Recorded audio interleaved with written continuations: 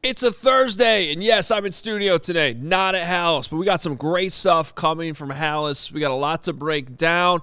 We have the Bears Fan of the Year joining the show, Carmen V, and yes, X's and Hogues while I'm here in person. That'll be weird. CHGO Bears starts right now.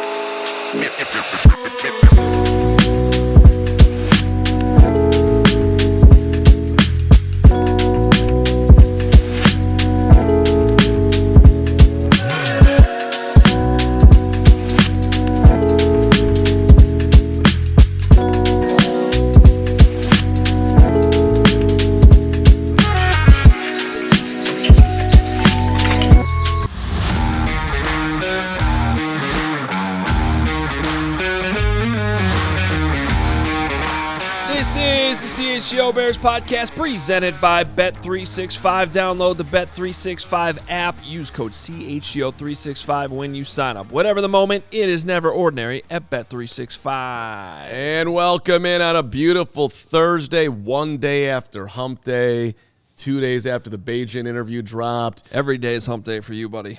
I am on fire. 3 days before the Bears and the New York Giants. And Gregory. And only 4 days away from when I kill you. Yeah, well, I've got bad news for you because we did end the show yesterday.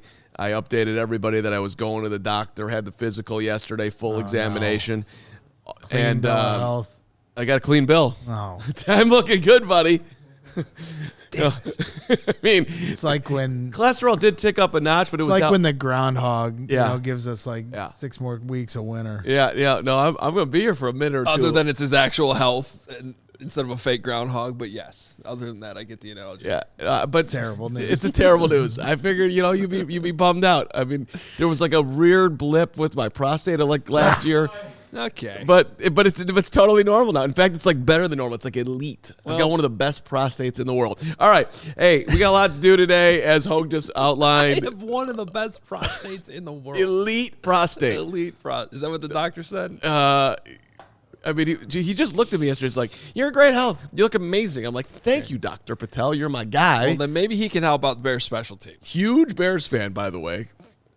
Shout out Doc Patel and and all the help that I got yesterday. All right, let's get into this, Hoger. This is your show, buddy. We got X's and Hogues. We got special teams to lead off the show against everybody's better judgment here, but we're doing it because last week was so bad and Richard Hightower was out, taking accountability. Let's make this clear. Nobody, including myself, is celebrating the fact that we have to lead a show with special teams. That means something's wrong. And it is a shame you're not at Halas Hall today because I was looking for someone to go there and get a direct apology from Hightower from everything that's going on. Well, I will say, Hightower talked today.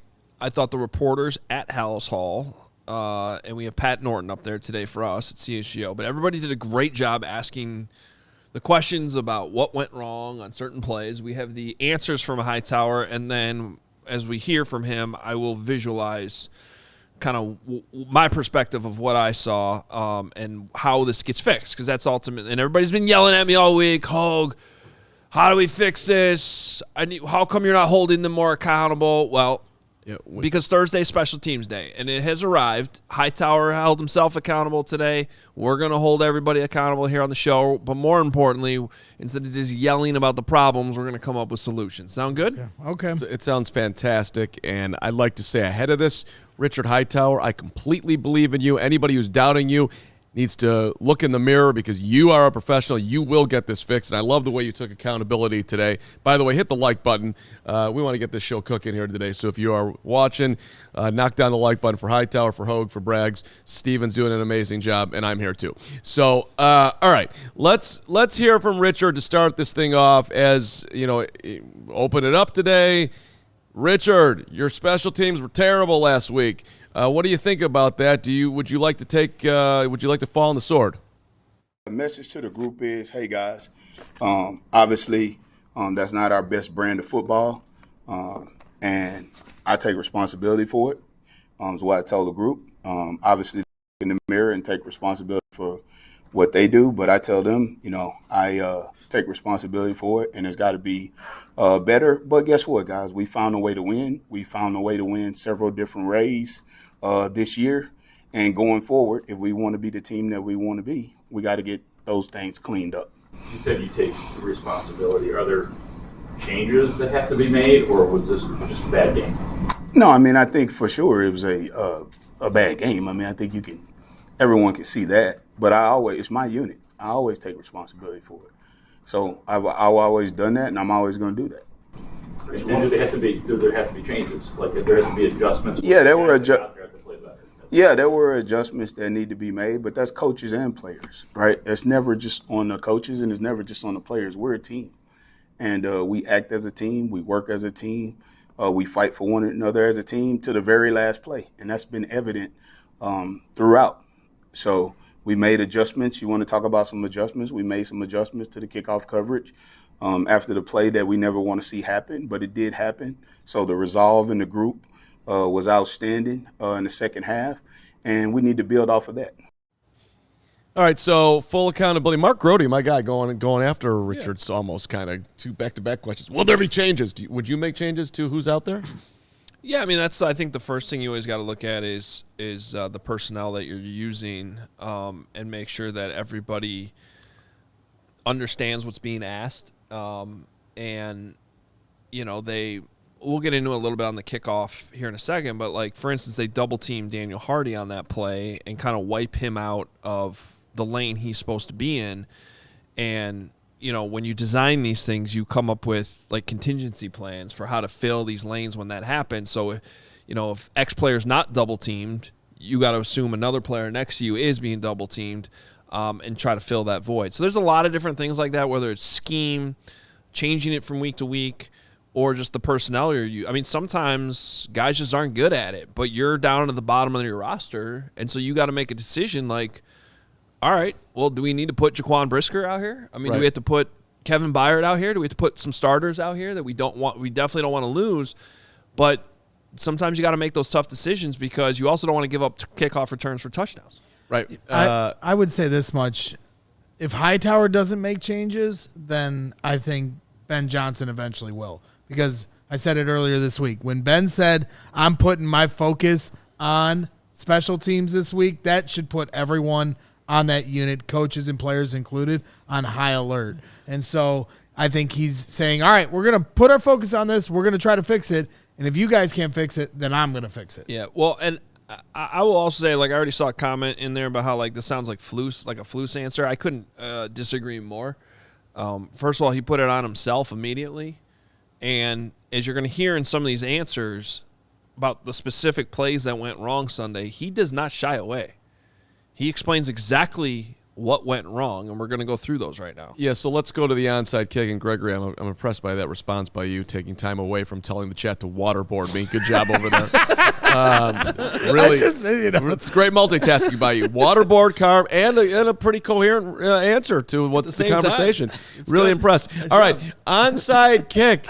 Richard Hightower. There's ideas being thrown about. Oh, yeah, waterboard. We're trying to fix you. Great, that's great. All right, Richard. What Richard Hightower? What went wrong before I get waterboarded on the onside kick? The rule for those guys that are blocking on the front line is they need to go right now. If you look at Noah on that play, he did exactly what he's supposed to do. He's supposed to go right now, block his guy, and get out the way. If you hesitate, if you go inside, if you linger, then you're at risk for the ball to touch you and make the ball live. So we just need to execute our responsibility with no hesitation. Don't blink. Go right now, block our guy, get out of harm's way, and let Rome make the decision. Right there. If you go right now, there's no way the ball's going to get. Correct. Go back and look at that play and look at Noah and look exactly what he did, and then look at what the guy you mentioned did. How do you coach reading whether that ball is even going to go 10 yards? What's the strategy on that? Yeah, for who? I guess it would be Rome in an ideal. Yeah, so Rome's got to make a decision. We got the first right away to the ball. If they touch it, it's illegal. The kicking team does before it goes 10. So Rome's got to decide if that ball is not going 10 yards, then he doesn't touch it at all. He'll just stay there. All right. If it's approaching 10 and he has the yardage, which we coach, people coach that different. So to give the yardage, we have the yardage when we go get the ball, and we have the right of way. But to Pat's point, how can he go and make that decision? He can make that decision if those other guys are out of there. So now it's clean for him, right, to make his decision. Correct. Yep. So I thought that was pretty self-explanatory at the end there. It's an easy thing for Rome if it's clear, but if it's all convoluted in front of him, then what is he going to do? He's worried that the ball's going to hit, in this case, Daniel Hardy. He can't really be super aggressive if he wants to cross into the under 10 yards just to make the play to end it. I know you got a bunch of things here, but I got a question here. What does he mean by if we have the yardage? What is that? Yeah, I'll explain that right now. Yeah. So if we can go to the iPad here. iPad. Steven. So just real quick, I explained this on the post-game show, so I'm not going to do the whole full breakdown again. But, again, just so people understand, on Hans' team, these guys up front, their jobs are actually to go block, right? So when you hear Hightower say that Hardy here, I'm going to circle in green, he didn't do what Noah Sewell did. So Sewell immediately right off the bat here, here's Noah, he's up front blocking, and Hardy hesitates. So that's what Hightower's talking about here, that he's not far enough upfield quick enough, and he gets caught in this space here where Sewell on the next, you can see Sewell's here all blocking, where Hardy is all the way back here. The problem with Hardy being back here, to your question, Carm, is when he say the yardage, right? So kick is here, ball has to go 10 yards. Here, that's 10 yards, right? Well, sometimes you can be put in this situation as the returner sort of in no man's land. Is this ball going to go 10 yards or not? Right, he doesn't know at this point. So the yardage, when he says yardage, sometimes they'll coach it, all right, after 8 yards, go field the ball, just to be safe. Or after 9 yards, if the ball's there, just grab it just to be safe. Because remember, Rome does not have to touch this ball until it gets to 10. Because the Bengals are not allowed to touch it until it goes 10 yards or someone touches it, which happens in this case to be Daniel Hardy because he gets put in no man's land. So that's what he means by the yardage, and every team has different rules on that. And I would assume the coaching point there is like, look, man, if it's a Sunday hop to you at 9 yards, grab it because But if it's skidding and it's tough, then you don't need to touch it. And Hardy didn't even see it. Right, but Hardy does a bad job. Well, it's hard because your eyes are supposed to be ahead of the guy you're he's blocking. looking at the blockers. So that's why it's so important to get the hell out of the way. You need to get upfield. Right. And so I saw some people like saying, "Hey, Rome needs to just go get that ball. Rome needs to get that ball." Well, I think Rome handled it perfectly because he sees that ball's not going 10 yards. And so he lays off it. It didn't really seem like it was 50-50. It was kind of a perfect kick. Because, right? As your special teams coach, you want, to me, that tweener spot where you can't decide to either be aggressive or stay back. To me, in that moment, just from, my personal preference, I want my unit to be aggressive and just go get the ball and end the game. See, I don't know if I'd call it it certainly worked. I want my kicker to get the ball to 10 yards. Because if Hardy does his job properly, Rome doesn't need to touch the ball, and that's just Bears ball. And because the ball didn't go 10 yards. But isn't the idea in a moment like that to try to create confusion for them and second guess it? I don't think he planned how all that was going to go down, but at the same time, my guess is that Hardy saw the ball coming to him immediately, and that's why he paused because he debated do I have to field this? Because the ball was kicked directly at him. I think it has more to do with, and I broke this down on Sunday, I think it has more to do that the kicker lined up like he was going to kick it right. And he, at the last second, flipped his hips and kicked it left. And I think that caught Hardy off guard. I think that was the hesitation. Something was off guard. Yeah. All right. We got to keep going here. You want to keep going right here? Yeah, we got to. Okay, great. So let's move along then, Hogue. After the onside kick, let's actually talk about the kickoff that got taken to the house here. So, Richard, let's break that one down. And, that was a problem too.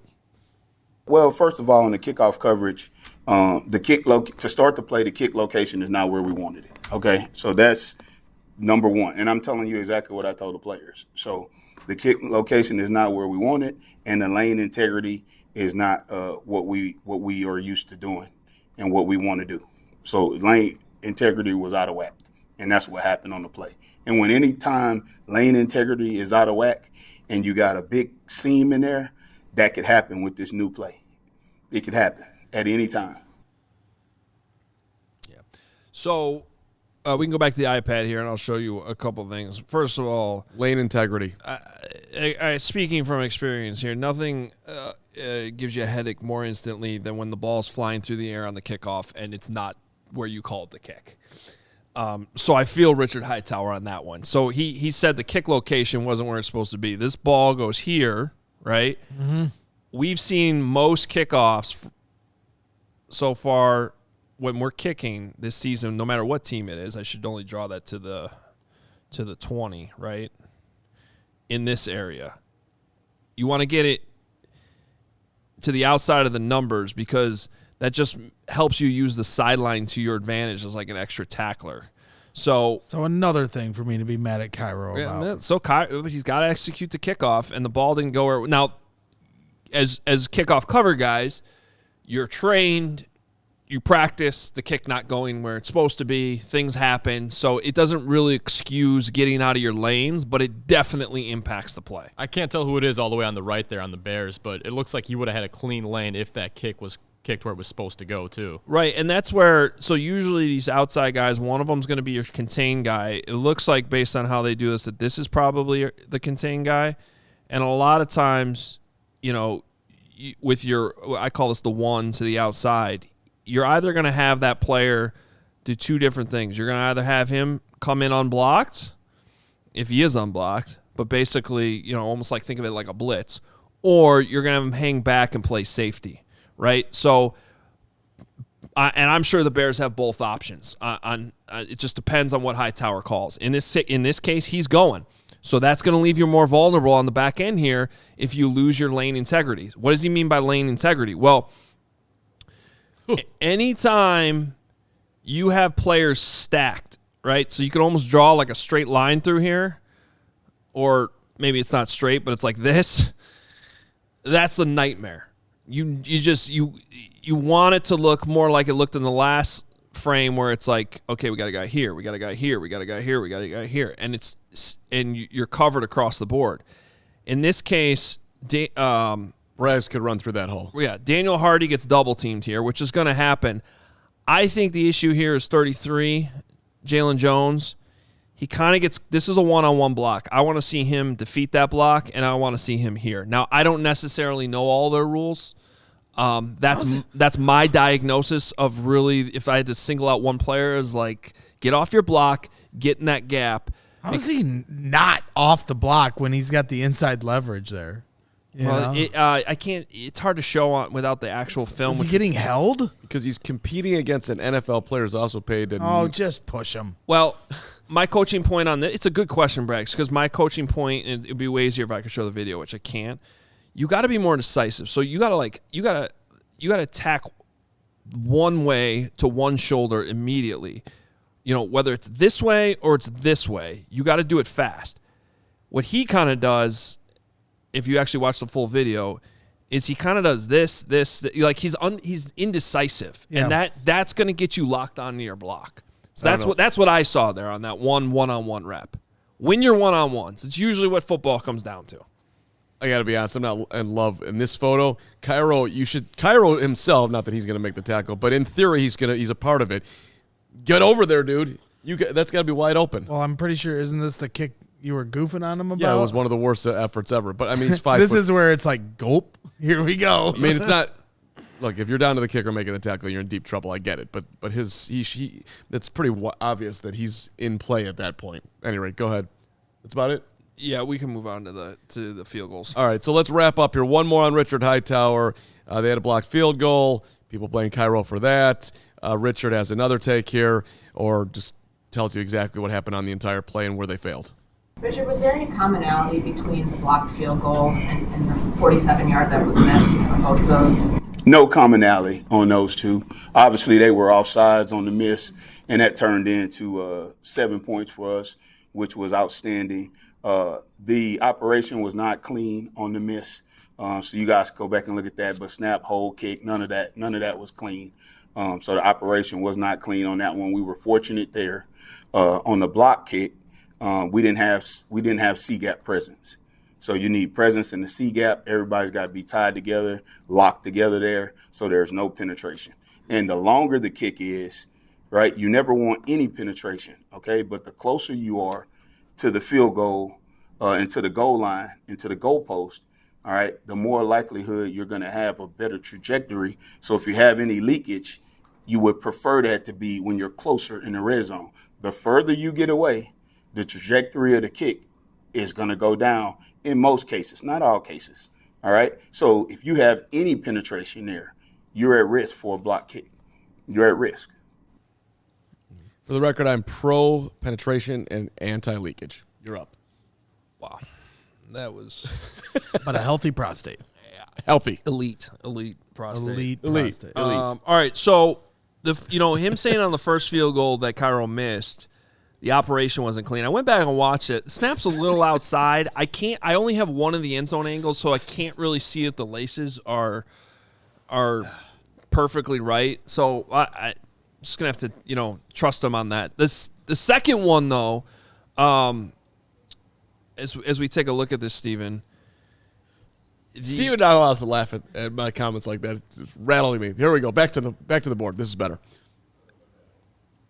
When he says C-gap integrity, we're going to put our eyes right here. This is Ryan Bates.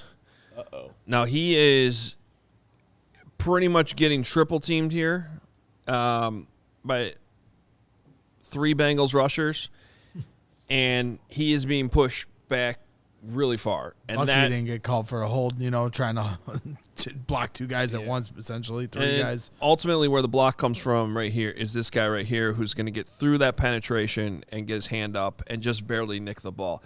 Now, what can we do better here? One, Ryan Bates has to be stouter here, and he just can't get pushed back. I get that it's 3 guys, but you gotta be able to hold up better than he did because he was defeated immediately.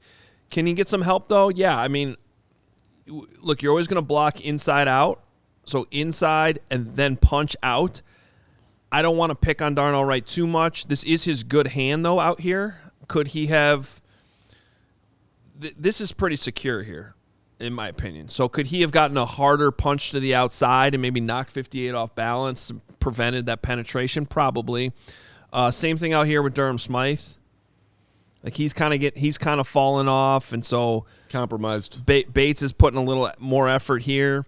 It's just, but basically everything over here is going wrong, though. I think it starts with Ryan Bates. I think if he just stays, stronger, stouter, gets his pad level lower, even though he's getting, 3 guys blitzing him here, he should be able to hold up better. And I think a little extra punch to the outside from Darnell Wright probably is enough because this ball barely gets tipped.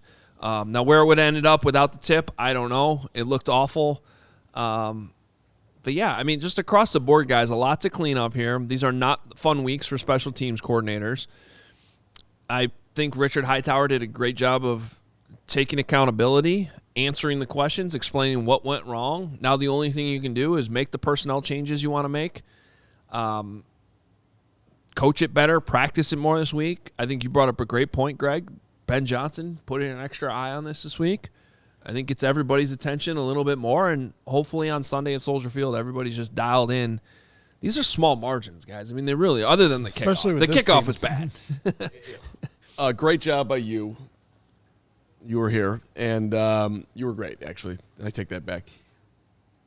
My one less takeaway on look, Daniel Hardy's been their best special teams player. He's on the team for special teams, so I don't think he's getting moved off. And he, had the most glaring thing of anybody.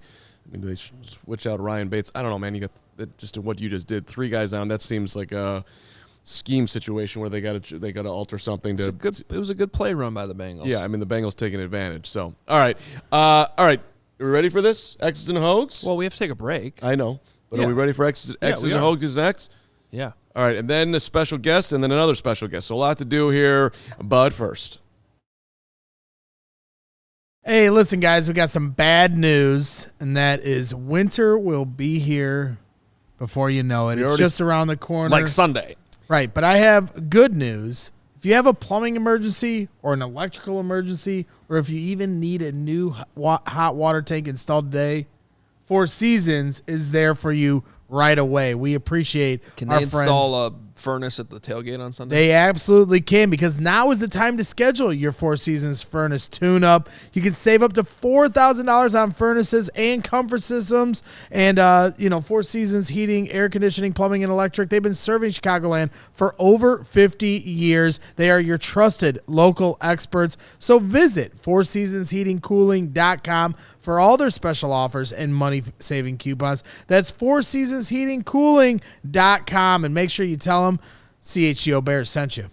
And with the Bet365 early payout offer, you are a winner if your team goes up by 17 points with an instant payout on straight bets and parlay selections marked as winners.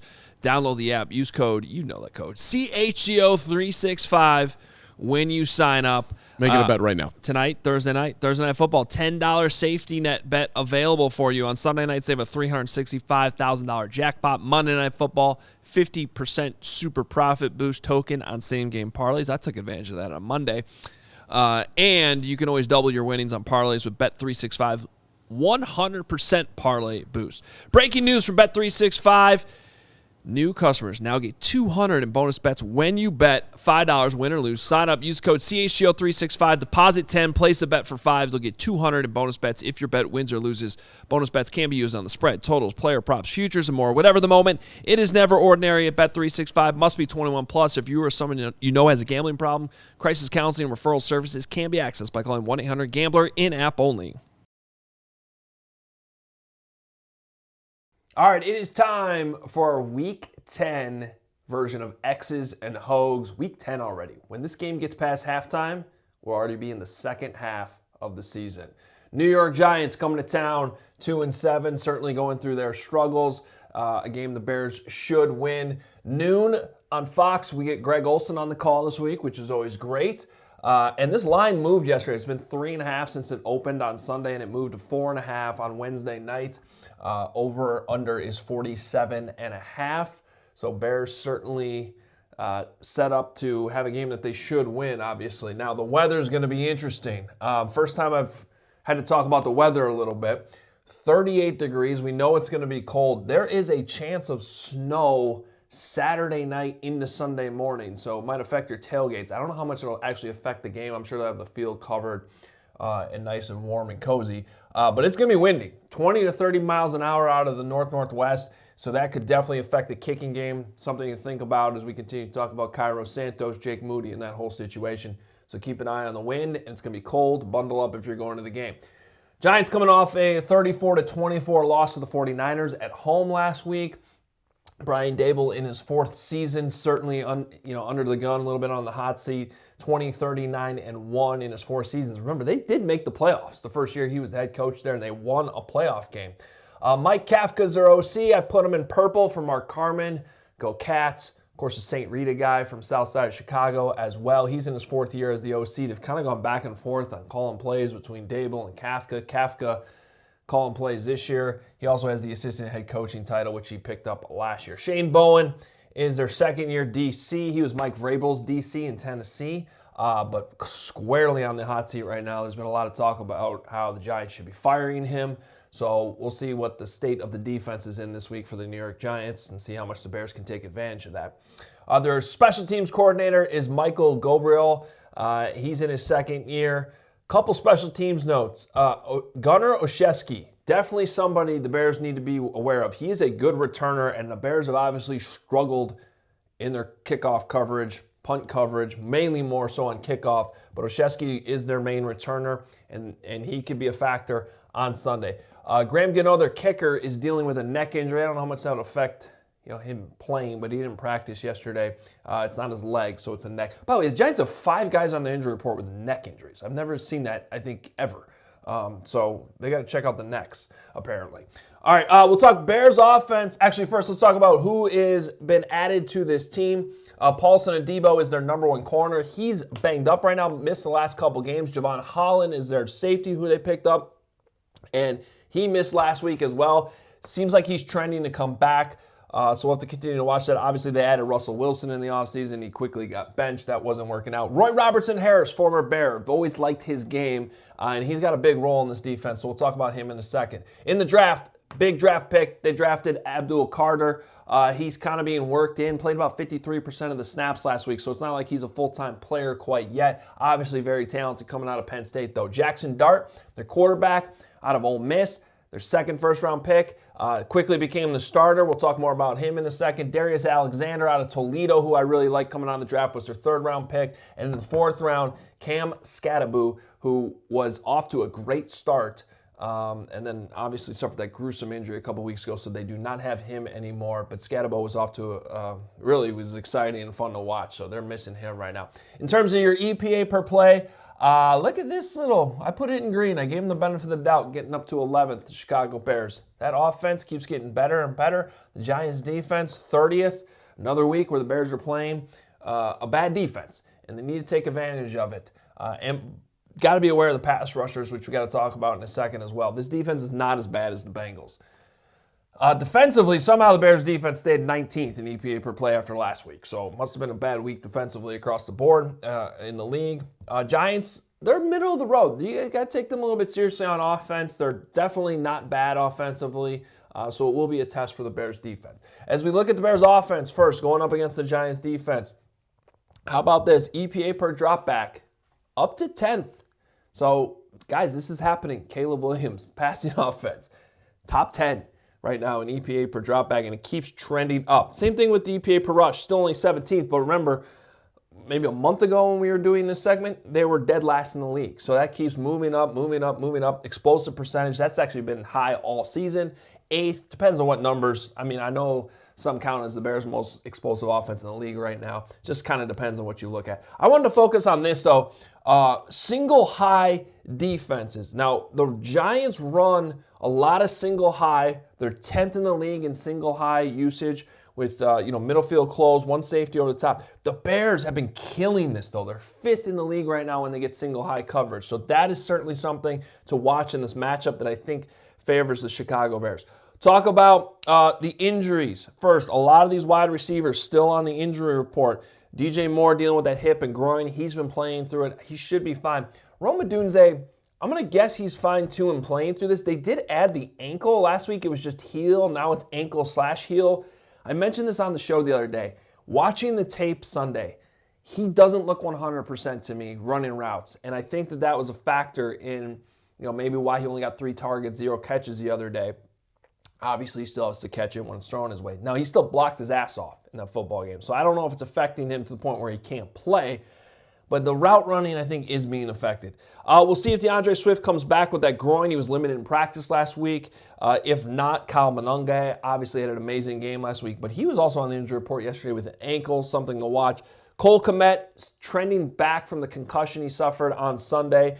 He was limited in practice, so we'll see if he can get all the way back and be a go by Sunday. I want to talk about these rookies, though. Obviously, if Cole can't play, Colston Loveland was your NFC Offensive Player of the Week last week, which is huge. You got to imagine they're going to continue to get him involved, whether Cole plays or not, go with more 12 personnel. Monangai's been great. And then Luther Burden was out last week with a concussion, but he was full go in practice yesterday. So I'm going to circle number 10. I want to see more of number 10 this week, assuming he's back from the concussion. With DJ Moore, Rome Odunze dealing with injuries, get him some more reps. The same way you've gotten Monangai going, Colston Loveland going. Let's get more out of the second-round pick, Luther Burden. See if they can get some explosives with him in the offense. Make that a focus this week, Ben Johnson. A lot of injuries. I mentioned Hollins dealing with one, Adebo. Those are 2 of their veteran players in the secondary. But otherwise, I'm going to watch mainly how these pass rushers, because while this defense isn't great, unlike the Bengals last week, who basically had a bunch of names you didn't know, they weren't really good. We know Kayvon Thibodeau. We know Brian Burns. Abdul Carter, first-round pick. Dexter Lawrence in here. Roy Robertson-Harris is a serious player who's been in this league now for a while and always been affected wherever he's been. So this guy right here, Darnell Wright, is playing at an all-pro level right now in the last few weeks. So if I'm the Giants and I'm turning on the tape, I am more worried about how can I take advantage of this matchup here against Theo Benedict. Now, Benedict's been great in the run game, still a liability at times in the pass protection area. So whether it's Thibodeau, Burns, Carter, moving these guys around, I'm looking to exploit Theo Benedict as much as I can. Obviously, if you're Ben Johnson, use Cole Kmet over here. Use Ozzie Trapillo in the heavy sets, bringing him on the field. Colson Loveland, whoever it is, get Theo some help. As long as they can protect over here, I think the Bears will be just fine in this game and should be able to use their weapons to score points as they have recently. Moving on to the other side of the ball, New York Giants offense versus the Bears defense. Again, injuries are a story for both of these teams. Tight ends hurt right now for the Giants. John Michael Schmitz, JMS, who we talked a lot about in the draft a couple years ago, he's banged up. The right tackle's banged up. I don't know what's going on half the time with their wide receivers and who they're playing. They just don't have enough of them. But there is one guy we got to pay attention to I'll talk about in a second. EPA per rush. This is a good running team. Now, it was better with Cam Scatabo. So Tyrone Tracy out of Purdue is still a good player. But I think their run game not quite as strong without Scatabo. EPA per drop back. I know Jackson Dart's given this offense kind of a spark. He's been fun to watch, but it's not like he's been outstanding either. One thing I want to note on the Bears getting pressure recently, and it's a lot of Montez Sweat stepping up, playing better the last few weeks. Their pressure percentage keeps trending upward, now up to 17th. That's good because when the Bears do get pressured, they are one of the better teams in taking advantage of it. With a good EPA. So as long as they can continue to create that pressure, it's leading to good things for the defense, which brings us to the guy we got to talk about here in Austin Booker, because with Dio Dangbo now out for the year, Austin Booker, first time he's on the board this season. Of course, it was on IR, had a huge play last week, sack, strip, fumble. Bears got the ball. They need more of that here from Austin Booker coming off the edge, and now's the time. Now's the time to take advantage of it if you're Austin Booker, young, exciting player. In terms of some of these injuries, though, Kevin Byard was on the injury report yesterday. I'm not terribly worried about it, but it is a back and an ankle. Keep that in mind. This is more the one I'm worried about. TJ Edwards has been kind of dealing with this hamstring issue since training camp, since the end of training camp. He's missed some games. Was back, seemed to be good to go, but then his snaps were limited. He was on and off the field late in the second half last week, so certainly one to watch over the next couple days if TJ Edwards cannot play. This is actually a mistake. Tyreek Stevenson is no longer on the injury report, so he should be good to go, which is good news. And then I think the one other thing I just want to talk about in terms of matchups when it comes to the Giants, Wan'Dale Robinson. Now, he's sort of a boom or bust type player, but he will beat you over the top if you're not ready for it. So CJ Gardner-Johnson here playing in his second game. I thought there was some good things last week that he did. Obviously, coverage was still an issue at times for the secondary as a whole, but this is really the guy, even more so than Darius Slayton, that worries me, Wan'Dale Robinson, just mainly because of what the Bears have been doing, sometimes losing guys in coverage, giving up explosives, and that's why I want to watch Kevin Byard. Of course, he's a safety over the top, so if he's banged up in this game, that could affect it as well. But I think as long as the Bears are able to keep things in front of them, keep that pass rush ticking up, guys, this should be a game that the Bears win comfortably. I know we've said that before and it hasn't worked out, but it did kind of go that way against the Saints a couple weeks ago. I feel the same way about this game. We'll see if the Bears can get it done on Sunday in what will be a cold, maybe snowy game as well at Soldier Field. There it is. X's and Hogues. Braggs, what's your takeaways? Oh, yeah, you listen. The secondary for the Bears has been struggling lately. Yeah. Greg was not here for any of that. Literally just went on a journey to wherever and then stopped by social media, and now he's back. But, Hogue, I really enjoyed what you did there. The single high thing stuck out to me the most. Giants like to play single high. Bears have been great against single high. Put your money on Caleb, baby. Take the over on the yards. I like that a lot. Special guest coming up, and we have seen the want for X's and Hogues, the intro, which somehow, some way has not been played yet. But don't worry, before the end of this show, we will rectify that. But first, this episode is brought to you by Prize Picks. You and I and you. We make decisions every day but on Prize Picks, being right can get you paid. And let's look at the lineup for tonight. Who do you like here? Well, I'm always right, so I should be rich. All right, rushing, receiving touchdowns. Brock Bowers tonight. The Raiders versus the Broncos. You get 0.5, more or less? More. Okay, let's go with Geno Smith. Hogue, 212.5 passing yards. Less, more. whatever it is. Geno Smith, less. Okay, there you go. So 2 to 6 player projections. If you are right, more or less, that's all you got to do. You will get paid. Download the app today. Use the code CHGO to get $50 instantly after you play your first $5 lineup. Prize Picks. It is good to be right. Download the app today. Use the code CHGO. $50 instantly after you play your first $5 lineup. Prize Picks, it's good to be right. You'll love it. It's fun. It's amazing. And yes, your football knowledge, it can pay off. Hey, from the gym to work to a night out, Mack Weldon always has breathable clothes that keep you cool, comfortable, and stylish. Their new tech linen line combines the easy charm of classic linen with Cool Max technology. Oh, I love my Mack Weldon. The pants I have, So too. soft, so comfy, so Mack Weldon-y.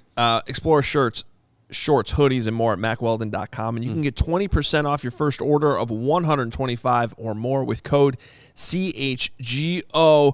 The tech linen line is fantastic, not flashy, just classic, always in style. For over 10 years, Mack Weldon has designed timeless, innovative menswear to help you move through the day with confidence, even if you're just hanging in your underwear, Greg. You got good underwear there. Get breathable clothes you can feel comfortable in. Go to MackWeldon.com. Get 20% off your first order of $125 or more with promo code CHGO. That's MackWeldon.com, promo code CHGO. All right. Yeah, you. Go ahead. All right. Oh, who's the conductor now? Well, it's Thursdays. I'll it's take me. this over. Yeah, why don't you take Joining it? the show Yeah. is very special guest and Bears fan of the year, our very own diehard, Jonathan Otten joins the show. Congratulations, Jonathan. Proud of you. Thank you. It's an exciting day, man. How did this all come about? Because we just saw the Bears. If anybody's following on socials, Bears released the video. You had a chance to talk to Colston Loveland, and you were nominated as this year's fan of the year for the Bears. So how did this all kind of come about? My sister's friend once told me you got to self-promote, so it's definitely a self-promotion on my part. Man, it's surreal. A couple weeks ago, I got an email from the Bears saying, hey, you're a finalist. You want to be interviewed? And I was, of course, yes. So got myself ready, answered one question, and they said, hey, you got another final or another committee member here before we get officially started. And Colston sat down. And I know Colston. I'm in the Ann Arbor area. I'm familiar with them, but I did not believe it. I'd like double in my head. I'm like, oh man, is this really him? And but I was still thinking I'm interviewed, right? So I'm trying to be very professional. And then he announced it, and it still feels surreal. Okay, so let's just rewind back here because Greg did not do you the proper justice here, even though you're getting we. First of all, we're just so proud of you. We feel like you're doing this for us, Jonathan, as a diehard and a CHGO fan. But this was the email the Bears sent out today. The Chicago Bears are proud to announce Jonathan Otten as the club's nominee for the 2025 NFL Fan of the Year Award. Dude, you're on an email from the Bears. That's amazing. And here's Sarah Smith, Vice President of Fan Development and Brand Marketing from the Bears, which Sarah brags wants her job. Otten's story captures the best of what it means to be a Chicago Bears fan. That's what Sarah said. Through his service, leadership, and passion for the game, he continues to bring people together in the same way football does. It's not every day you hear about a member of the Navy cheering on the Chicago Bears from beneath the sea. Otten provides that Chicago Bears fandom can be born anywhere in the world. Dude, that's nice. That's sweet. That's amazing. I feel proud to be able to talk to you right now, J.O. Congrats. Thanks, Carm. Yeah, it's all true. I was on the USS Michigan from about 2009 to 2011, some good years back there. We got to watch the Seahawks game with my buddy Al Kickless, who I'll be staying with this weekend. He's a big Bears fan too. We watched it. The Bears beat the Seahawks, and then we were we were doing something in the Pacific, and then we knew that the Bears were playing the Packers in the NFC Championship game. Came to Periscope Depth and got that terrible news that we lost. And I'm pretty sure I was talking to my captain, actually. He called me today and congratulated me, Camp Logan. And I was like, did you guys put me on suicide watch? He laughed. But yeah, it was tough. But yeah, man, my hearing protection, I used to put in my Chicago Bears, and man, Bear fan all the way. So Jonathan is, again, he's one of our diehards here at CHGO. We've gotten to know him over. Been a diehard since day one. Yeah, over the last few years, he was at our draft party. I think we have that photo, Steven. This was just back in April. So we appreciate your support for us as well, and what we're doing here at CHGO. We went out and Bears on Kauai. Yeah. He's finding other diehards. When he's in Hawaii, he's meeting up with diehards. That's awesome. Yeah. There's their diehard cards. That's great. It's fantastic. Mark was awesome. Yeah, I love that. So, Jonathan, what does this all mean? You get to go to the Super Bowl, right? Like, you're up for NFL Fan of the Year now? Yeah, I actually don't know, Adam. Me being in, like, the greater Detroit area, I haven't really been to the Bears facility. I do get to take my kids to the Making Monsters Kids Club thing Saturday, which is really exciting. I got 3 boys, Raymond, Zachary, and Jacob. So they all get to go to the Walter Payton Center and whatever that is going to entail, which is really cool. And then I'm bringing my 9-year-old boy Raymond to the game, Sunday. And I honestly don't know what it entails. I do have tickets to the game. And well, Jonathan, I'll tell you what. This release from the Bears says, as Chicago Bears 2025 Fan of the Year, Otten will receive 2 tickets to Super Bowl 60 in Santa Clara. Yeah. I could do there you go. Round trip airfare, hotel accommodations, and a VIP experience during Super Bowl week. We're going to be there, so we're going to have to see you out there in San Francisco. Well, you're breaking some news to me. I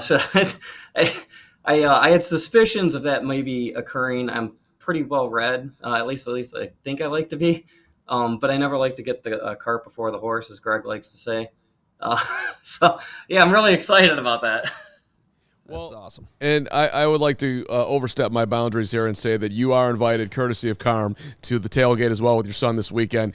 We've got a room for you. Yes. We'd love to see you out there. So come on out. Awesome. We've got transportation. Braggs will get you over the thing. So please do that. And it also says here, as we let you go here, J.O., and congrats, hopefully you win this, but in order for Otten to have the opportunity to be named the NFL's Ultimate Fan of the Year, he'll need the support of Bears fans, CHGO Bears fans, how that should read, across the country as he competes against nominees from the 31 other clubs. Fans can now cast a vote for Jonathan as the 2025 NFL Fan of the Year by visiting NFL.com/Fan of the Year. So NFL.com/Fan of the Year. Go vote for J.O. You're awesome, man. Thank you for your service. Thank you for your friendship. Thank you for everything you've done for us over here. And it's super cool that you got recognized, man. Hey, I really appreciate that. Just one last shout out if I can. It's part of it is my Cub Scouts that I'm the den leader for. So Pack 760, Den 6, you're my boys. Bear down. Awesome. Let's go. Go vote for Jonathan. We'll have your back all the way. We'll see if we can get you all the way there to NFL Fan of the Year. Thanks, man. Thanks for joining on with us, and congratulations again. Awesome. Hope to see you this weekend. We'll talk to you soon. All right, we're going to go from Jonathan Otten to Carmi V next, but first. Shout out to our friends at Mint Mobile. If you're still overpaying for wireless, just don't do that. It's time to say yes to saying no. Mint Mobile, their favorite word is no, as in no contracts, no monthly bills, no overages, no hidden fees, no BS. And here's why I said yes to making the switch and getting the premium wireless for $15 a month. Let me tell you something. This thing runs like a dream, and you can use your phone with any Mint Mobile plan. So you bring your phone number, you bring over all your contacts. It's seamless. If you're ready to say yes to saying no, make the switch at mintmobile.com/CHGO. That's mintmobile.com/CHGO. Who doesn't want to pay less on their cell phone? Upfront payment of $45 required, so that's 3 months. Limited new customer offer for the first 3 months only. Speeds may slow above 35 gigabytes on the unlimited plan. Taxes and fees are extra. See Mint Mobile for details. Yeah, you could use a Mint Mobile. See what I did there? You like that? Yeah. You know what else you could? You know what else you guys could use is hitting up the Game Time app, because they're giving the advantage back to the fans. It is the hack for unlocking amazing tickets and experiences in just a few taps. It's incredibly easy to use, and the Game Time guarantee means you can trust you'll get 100% authentic tickets on time and at the best price. Plus, most importantly, fees are always included, so what you see is what you pay. They don't try to bait and switch you by putting a tag sticker price on it and then tricking you 3 windows later as you're going to buy your tickets. The app is super convenient, gives you an aerial view of all the different seats, gives you the hot deals, the zone deals. It gives you the cheapest seat in the house, gives you all the options. So take the guesswork out of buying NFL tickets with Game Time and download the Game Time app, create an account, and use code CHGO for $20 off your first purchase. Terms apply. Again, create an account, redeem code CHGO for $20 off. Tap, ticket, go. Download the Game Time app today. All right. This show's been fantastic today, but this is what I've been waiting for all day, to bring in our friend Carmen V, doing the amazing work for Marquee and everywhere else around your NFL content consumption, if you will. And our friend here, I think you were at Halas Hall yesterday. Go into the chapel and she's gonna get married. Searching I'm through. so glad we had such a long engagement, so I can just relish in all of this attention for getting married. There you go. Well, you deserve it. Well, and Thanks, you know, guys. it's always a good time to have Carmen V on, but the reason why she's here today is because yesterday, or 2 days ago now, when Ryan Poles made the trade for the big Tryon-Shoyinka, I'm searching through his Wikipedia, as that's always been my Carmenpedia favorite, get caught up here. And there's Carmen V's article when she was working for the Bucks, writing him up. I'm like, oh, Carmen V knows this guy. Maybe she's optimistic the Bears just got a steal. So that's the question here, Carmen. Can you did the Bears get a steal here, or is this just somebody that we'll forget about at the end of the year? No, I mean, I hope they did. And I mean, Joe is a guy that I've seen his entire NFL career. I followed him very closely. I got to know him very well, him and his family for that matter, when he was drafted by the Bucks at 32 overall the year after they won the Super Bowl. I loved him coming out of college. He was one of those guys that actually took off the COVID year. And he had kind of proven everything he needed to prove NFL wise prior to that. So it's why he was still a first round pick. You guys have seen him at this point now. I mean, he's just a quintessential defensive end build at 6'5", 260 something. And he's got the length and the speed and the agility. He hasn't been able to put it all together. But what I love so much about Joe is how self-aware he is. He was disappointed as anybody else that it didn't end up working out in Tampa. He didn't kind of reach the ceiling that his build and his attributes would suggest. I mean, I've seen this guy not only did I get to know him in Tampa, but I was at an offensive line summit and I spotted him from across the way in Frisco, Texas. And he was working with a small group of defensive linemen in the middle of the summer, the dead of the summer. I mean, this is a guy that has an incredible work ethic and is going to give you everything that he has. How much that is, we'll see how well he kind of fits into this Dennis Allen system. But at the very least, because of his size, you have to account for him if you're an opposing offense. I mean, you got to think that he's happy that he found this way to Chicago, because didn't feel like he was getting much of an opportunity in Cleveland. And here in Chicago, the door is wide open for someone to take that pass rushing spot opposite of Montez. Yeah, and I think that, he wanted this fresh start. He got this fresh start. He is super excited about it. I mean, he was giddy yesterday, and I think that was also maybe sleep deprivation. I talked to him right after he was talking to the media for a little bit, and he said that he had gotten in late the night before. He had gotten up early to do physicals. He said he told me he hadn't even had anything to eat that day, and he had already been through not only practice but a workout, and he was still smiling. He was still pumping his chest, like talking about being so excited to be a part of this defense now. That he's got the right attitude. He's such a wonderful guy. I joke with Carm that like I am not the objective person to ask about him because I love him so much, and he just as a person, he's a wonderful human being. He paid for his sister's med school. He's expecting a baby apparently in 6 weeks, he told me. So they're about to like he's about to be a dad, and he's a wonderful person. I love his family. I love him. So I hope it works out in Chicago. I know nothing about having crushes on NFL players. It's completely foreign to me. And the show. Well, now you've reached the part of the program where Carm says something creepy. So, Carmi, I know you're used to that. It's called. I was about to ask you a serious question. It's a football thing. Always and forever. Yeah, guys can have crushes on football players. Come on. There's nothing wrong with that. Come on. I mean, I have draft crushes all the time. Exactly. I know, You've got exactly. how many long snappers have you long Carm, for? we interviewed Tyson Bagent the other day, and we were outside in the parking lot. And you were still staring up at the windows, looking at them. The event was still going on, and I wanted to see what was happening. It's good reporting. Anyway, go to you now, Hogue. Thank you. I will go to myself. Adam, do you have a question? Yes, I do. Hi, Carmi. What do you feel like? So he's 4.5 years into his NFL career now. Didn't have that fifth-year option picked up in Tampa. I don't think Cleveland was a great fit for him. I can see the upside here in Chicago. Like, what do you think is what's the best case scenario for Joe in the next 9 games, for not only, for the Bears, obviously, but also for him personally in the trajectory of his career, because he is in a contract year. Yeah, he is in a contract year. I really think that if he can establish himself as, a necessary part of this rotation in Chicago, I do think that, my dog is like literally taking my sleeve and trying to like push me out the room right now. So just, I'm working with it. So no one else is walk? Dog on screen is good. Do not do that. He will hear you. He's got the hearing of it. I don't even know. Want to go outside? That's what he wants. He wants to go out. Like, look at this. He's pulling me.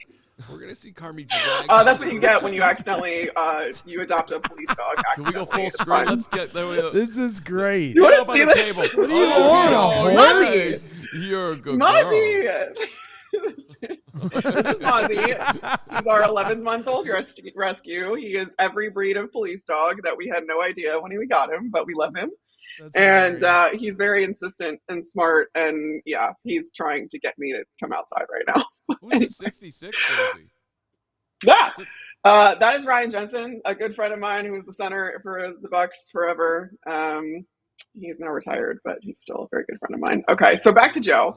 I want him to establish himself as part of this rotation, and I want him to be, a guy that is not only good, getting to the quarterback, but also getting to against the run. I mean, and that's something that he's proven he's been able to do. I mean, he is long and he is quick laterally, especially.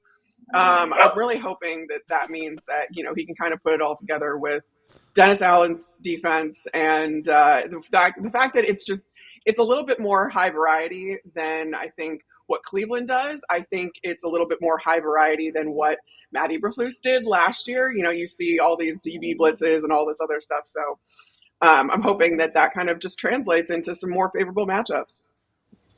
Before you get dragged out here, let me ask the NFC North question. What's your size up here midway through? Green Bay, up top, but I think most people think with their schedule and everything, they'll fade. The Lions will be there. But the Bears are lurking. I mean, and Minnesota just won last week. So, I mean, who knows what's going on here, really? I don't know if I said it on this program, but I said it at the beginning of the season where the NFC North, I didn't think wasn't going to take 15 wins to win this division again this year. There was just no way for that to happen. Like, teams themselves were going to cannibalize each other with how good these rosters are in this division. And on top of the fact they had to play the AFC North, the NFC West, like all of these teams or NFC East, excuse me, that was always going to mean that there were going to be losses. And I didn't know where 15 wins was going to come from. So if it does take 12 wins to win this division, well, all of these teams are capable of reaching 12 wins this year. And that's still the case. So it's really cool to see the Bears kind of entering that mix and through the halfway point of the season be a real part of that conversation. I mean, there's only a game and a half that separates all four of these teams at this point. Like Detroit, I have a lot of faith in them from clearly they were able to withstand all of the coaching departures they had, but it's still the injuries with them. And that's why I can't say for certain that I think that they're going to be the ones to get out of the North, even though I think their roster and their scheme and everybody would suggest that. The Packers are, I've been using this term because I guess it's been Halloween, but they're Jekyll and Hyde at this point. I mean, they were just no shows against the Carolina Panthers. You have Tucker Kraft going down now, but you still have so much talent on that roster, and on paper, it's still such a great team. So if they continue to try and put it together, they're going to be really tough to get past in this division. I still think this is the best division in football, and it's still a toss-up, which is fun, honestly, at this point of the season. As we go into overtime, become a diehard, get a free T-shirt when you come on in the door. Awesome stuff with our events and whatnot. Hogue, you got something else? Become a diehard or whatnot. Yeah. Since we're on the NFC North conversation, I seen J.J. McCarthy reveal his alter ego is 9. So I revealed that my alter ego was Gordita. And so I'm just curious. That's for Taco Bell reference. I miss you, Braggs. And so I'm just curious. I'm just curious what your alter ego is. Do you have one? I actually do, guys. And I don't think I've ever publicly talked about it. It was born in college. Her name is Harmony. And because I was at a bar and some guy asked me what my name was, and he thought I said Harmony instead of Carmen. And it was just it ended up being just the most hilarious night of, typical college shenanigans. And then we went, I think it was in Vegas at the time. And so then every time I went to Vegas or every time we were just being silly and I was maybe a little drunk, I was Harmony. So Harmony hasn't come out though in probably a decade, just for people. But I have an alter ego, and that was her. I like it. Also, I mean, I was in my early 20s, just like JJ McCarthy is, and as much as I rolled my eyes at 9, I'm which one of us was a good person at 22 years old? Because I certainly wasn't. Greg thought he was actually Derek Stevens in Las Vegas. Yeah, absolutely. And I'm just going to speculate here because people might remember that, Carmen V went to both Arizona State and then Northwestern, which she got her big journalism degree. So I'm assuming that Harmony mainly was a Sun Devil and not a Wildcat. Would that be accurate? That would be accurate. Right. That was mainly it. Although, I mean, I had some club rat days here in Chicago too in my mid-20s, but we don't have to talk about that. Clubs are dead anyway. Harmony wouldn't even have a chance to come out anymore because clubs don't exist anymore, and it's sad. Last time I was in Vegas, I went to a club and nobody was dancing, and I was like, "This is outrageous. Why would you do this?" Even Club Dub got shut down. I used to love the Liars Club. Even Club Dub. No dancing, no smiling until we make the playoffs. What on that note?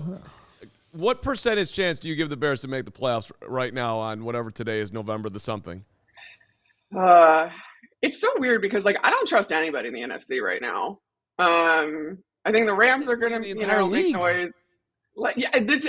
That's fair. I mean, if you're boiling it down to playoffs, I'm thinking NFC, but honestly, AFC, every time I think I've got a hold on who's good or who I trust, they go out and lose a game that they should have won, and you're all right, I don't know what to believe anymore.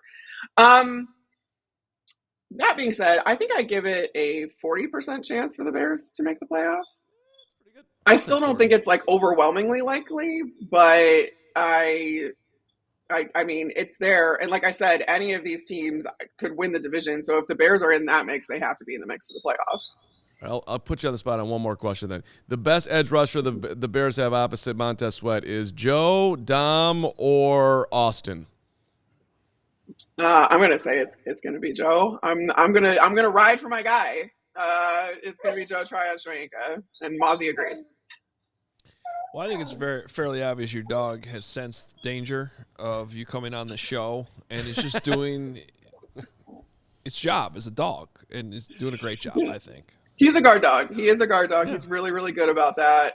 We didn't train that out of him because we don't want to. I feel totally fine walking him down the street. It's awesome. But then that comes with this where he's like, no, I want to go outside. And I want to go outside. So, hey, yeah. Advocate for yourself in life. It's important. Greg, you know about that, don't you? Over there? Absolutely. There it is.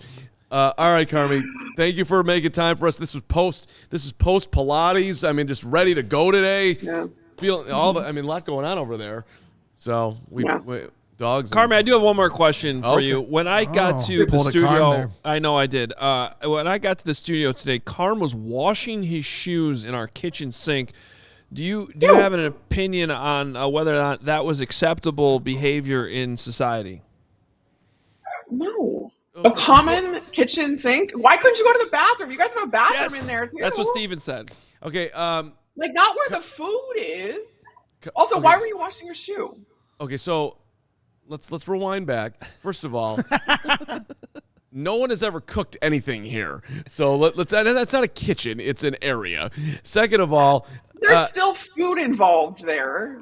Not even like cooking, but it's like on the counters and it's like in the general vicinity. Okay, there's no food in the bathroom. All right, let me make another point. As the director of garbage at CHGO, because nobody else, because all your takes are trash. Sure, and nobody else takes out the garbage around here. I clean this area on the regular. Have I not earned the right, because these shoes were dirty from my leaf job, that I didn't really need to go into a secretive place? Job on the side? Yes. I live in Lincolnshire, the home of leaves. It's like it's a thing, and I'm very lucky to have the home of leaves. It is. In his defense, he does have like 9 different trees over this house. It's unbelievable what's going on in this suburban. Okay, I'm not saying you needed to be like banished, Carm, but just go to the bathroom where there isn't food involved. You don't know what's on the bottom of your shoe. Ew. There could be dog poop. There could be dogs. Well, that did happen. Who knows? One time there was literally dog poop on a show that I noticed during the show. That was one of our better shows. It happened a couple weeks ago. I was walking into Halas and I realized that I had stepped in stuff. So I was like going through all of the grass patches in the parking lot, like trying to wipe my shoe. And I went immediately to the bathroom, Carm. And I tried to scrape it all away, so I wasn't tracking it anywhere else in the building. A civilized society we live in. Well, and at Halas Hall, I would have done the same thing. I would have gone lower level, but you're still in a little bit of a danger zone there because somebody could walk in while you're going dog removal. That's not a very comfortable spot there. I mean, you had a challenge. What else are you supposed to do in that situation? It's a public place, but like. What was I going to do? I don't know. There's a couple desks. It's as private as it gets. I'm kidding. I do have some ideas I won't share on the show, but all right, Carmi. Thank you so much for joining us. We love you, and we'll see you soon. You're the greatest. All right, anytime, guys. Bye. She is the most elite hugger in NFL media, by the way. She's the best. Yeah. All right. I give good hugs. I do have a video of the whole shoe thing, but you do? Carm swore in it, and I don't think we have it bleeped, so I don't think we can play it. Maybe we'll bring it back some other time. Let's just give the people what they want. They missed the intro to X's and Hogues. Let's get it in here. I am stunned by the demand for this stupid video. It's a great song. Sung beautifully. By an amazing talent. I mean, in case anybody else didn't see it. So, and wants to unsubscribe from the channel. If Carmi V wants to come back in and watch it. This is the time that we all can get together, and we'll sing it today for Jonathan Otten, our NFL Fan of the Year. X's and Hogues, which we did wrong today by not giving it the proper intro. Well, I had me a boy, turned him into a band. I showed him all the things that I didn't understand. Whoa. Then he started to grow. Boom, boom, boom. Now he's hosted 2 podcasts, cursing my name. Found a better lover. Johnson's his name. Hey.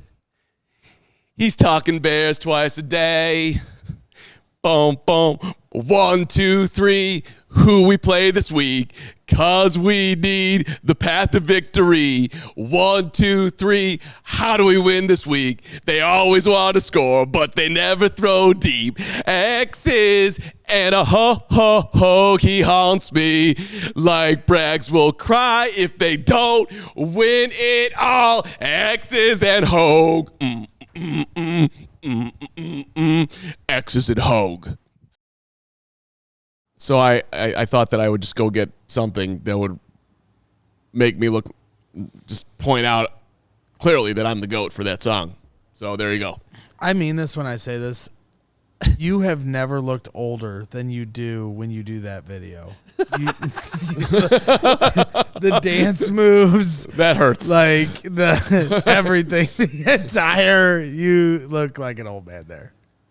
It's funny because, as we started the show with the exam that I had yesterday, and I complained about how everything feels inflamed and just things are not great. And dude just looks at me. He's like, and he's my age. He's like, dude, we're old. So that's what it is. This is how it feels. There's nothing wrong. Yeah. You don't need to stress out about it. It's just this is the natural progression. And I'm like, but I want to win the Midtown Tennis League. Well, You're old. Shout out Midtown. those days are over, Carm. Jordan time. You got Kirschenbaum, and that's about it. Certainly. How do you, like, Age is just a number. what do you feel, Hogue, when you watch that video? I feel like I need to immediately retire the whole segment. Oh, I thought you meant just retire. Well, I feel like that a lot too. If there's one more of those, it might push me over the edge. Yeah. I thought I gotta do. I'm gonna self scout a little bit myself, just like Richard Hightower and Bears special teams. Like, the segment was a little long today. We could have reduced it. Pick up the energy a little bit more. We'll be better next week. I think they're great. I think you should go Thank you for 25. watching. It gives me a nice reprieve. Literally I has to can walk watch around. 1 minute of any of them. Greg's like, it gives me a 10-minute break every show. I love it. Every Thursday. Make them 15 minutes. Continuous watching time for Braggs on X's and Hogues. People love them, though. You know what? We joke, but, it gets us ready for game day. It was your idea. It's a great segment. We make it a VOD. We spend so much time talking about what the press conferences and everything else. We're looking ahead to the Giants. We're on to the Giants. So that is always something that sets the table. Hogan Johns tomorrow is always a great preview show on Fridays to get you ready for the game. We got the blueprint. So this is what we do. We kind of move through the week. And the bad thing for you guys, I think it's helped my predictions this year. You're creeping up. It's forced me to really dive in deeper than I really ever have. And, that's important because you were sucking at them for a long time. I'm only like 2 games behind you guys. What am I now behind you guys? You're not. It's me and Carm neck and neck. You're not I'm even not close. that far off, though. Well, the point is that you don't say you guys. What am I behind you, Carm, the greatest picker in the history of this show, who continues to lead and dominate week in and week out? By the way, shout out to my guy Donnie, who is the true GOAT. Donnie, I'm a 4-5, 4-0 player, closer to 4-0 these days. Trending in the wrong direction. Although no one knows what that means. You asked my tennis rating. People know that. People know 4-0, 4-5. Hogue, Carmen, Johns all tied at 6-2. What's the total overall? He's talking about like I have career. the total. I don't know that. But yeah, this year we've done pretty well. I just keep picking the Bears to win every week. What's so I'm Braggs 5 this year? 3. 5-3? Yeah. I got screwed. So you're in in last? the Vikings game. No, I'm not last. But You're last of the people that do the show on a daily. we're having a respectable run here lately because early on our records were not looking good. I don't know. I was 1-0. GOAT. You guys want the injury report since we've been here so long? Yeah, why not? Mubs is putting it out there. I got you. Mubs right greater here. than Gary out of nowhere. I'll give you some good news first. Kevin Byard went from DMP to limited. All right, Byard. The bad news is TJ Edwards stayed as a DNP. I'm a little worried about that one this week. And my X's and Hogues injury gut feelings have been pretty spot on. I don't know if you noticed that. They have been. You nailed it with Cole last week or 2 weeks ago. Do you think he plays this week? I think he does. Cole was full go today. There it is. Now, there's a little bit of an asterisk on that. You can be full go with a concussion and still not be fully cleared medically. So that doesn't mean it's a guarantee. But, yes, I would think right now Luther Burden, Cole Kmet back this week. What about Swift? Swifty was full go. See, he wants to play. This is a protect the player from himself situation, but if he's full go, he's playing. He's Kyle Monongai playing. full go. That's good because he was banged up yesterday. Here's your wide receivers. DJ Moore went from DMP to limited. Roma Dunze, DMP to limited. Trending in the right direction. Luther Burden, full go. Grady Jarrett, full go. You and Gary Ross, by the way, both very worried about TJ. I'm worried about him this week. Yeah. You more worried about the hand or you worried about the hamstring? No, linebackers can play without a hand. Hamstring. Hamstring. It's been bothering him since the day we were out there on the practice field in August, and he pulled that thing. Yep. No bueno. It's been a thing. No bueno. Hey, quick shout out because I was in tears this morning at home for real. Manny's Delicatessen, which I've gone to my entire life.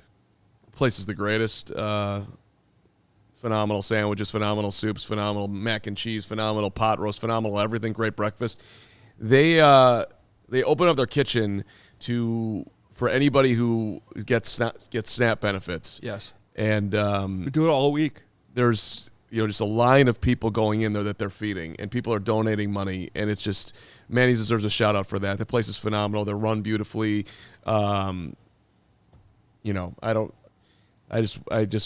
It moved me this morning seeing that, so I just wanted to give them a shout out. And I'm going to have lunch there, not today, but in the next week or so. The place is phenomenal. Going into the season, shout out to Manny's. Going into the season, I was like, become a diehard and whatnot. Yeah, Manny's and whatnot. Thanks. Going into the season. Great job, Manny's. Now for the update on our prediction. Going into the season, Carm led. Leads 33 going into the season 33-17 on the whole 3 years. This is our year 4. Yeah. So you were 33-17 going into the year. I was 32-18. Woot was 31-19. Hogue, you were 29-21. 29-21. 4 games back. 4 games back. This year we're tied, so you're still gained a game on you, but not a game on Carm. You're 4 back. 4 back. It's like you might as well give up. I'd stop picking. It's over. It sounds like you're worried.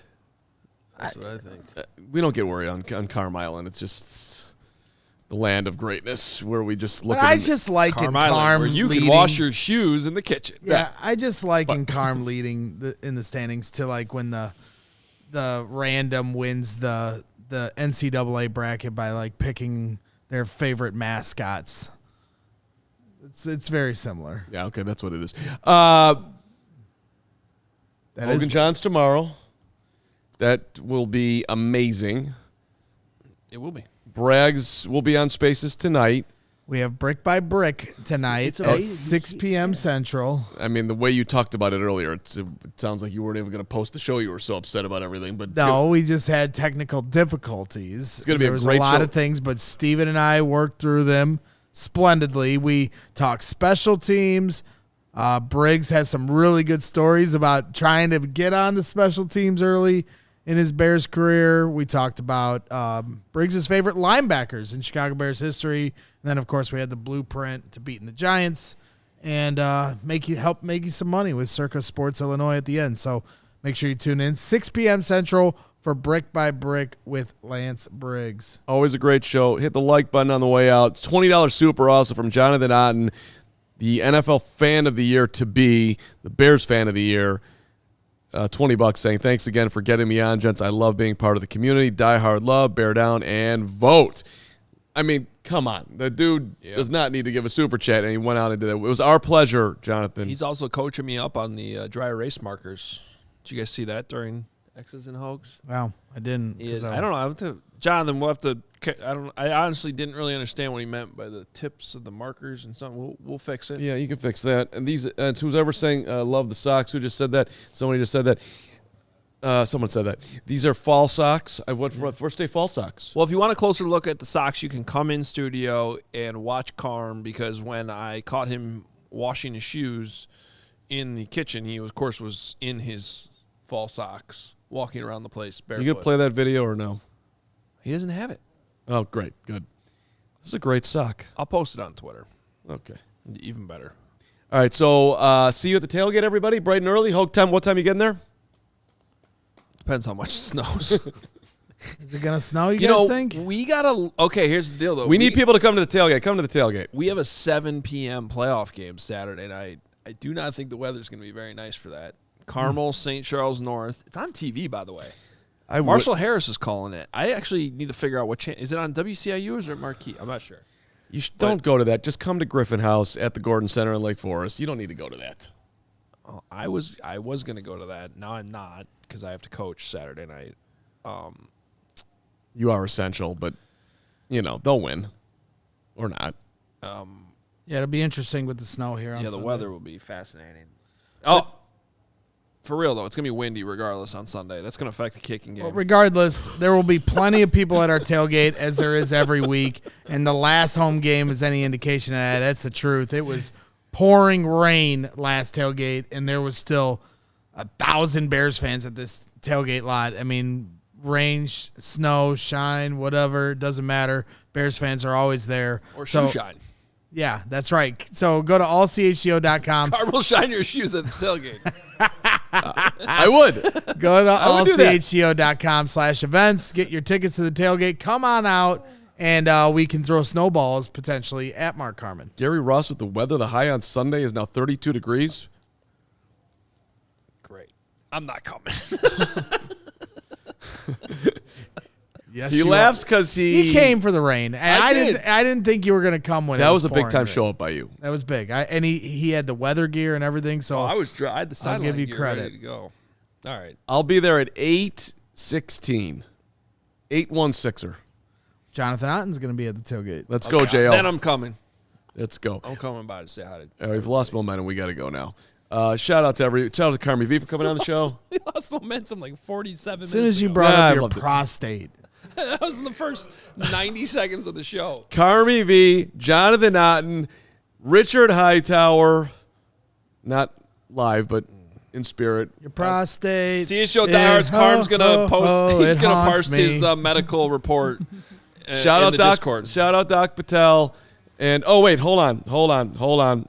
Yesterday, if you made we it were losing momentum. Thank God.